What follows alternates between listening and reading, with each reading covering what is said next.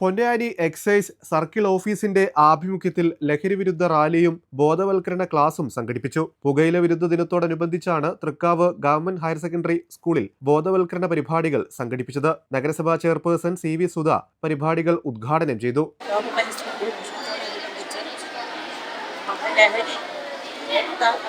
സന്ദേശമാണ് ഇവിടെ സംഘടിപ്പിച്ചിട്ടുള്ളത്. നിങ്ങൾക്കറിയാം, നമ്മുടെ സമൂഹം വലിയ രീതിയിൽ ലഹരി ഉപയോഗിക്കുന്ന രീതിയിലേക്ക് മാറിയിട്ടുള്ള രീതിയിലുള്ള ബോധവൽക്കരണത്തിലാണ് നാം കടന്നു പോകുന്നത്.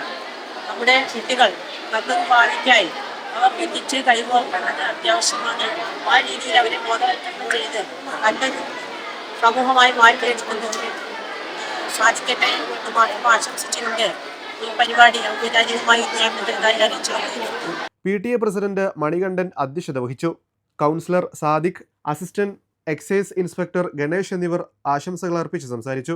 Excise inspector Manoj, preventive officer Pramod എന്നിവർ മുഖ്യപ്രഭാഷണം നടത്തി.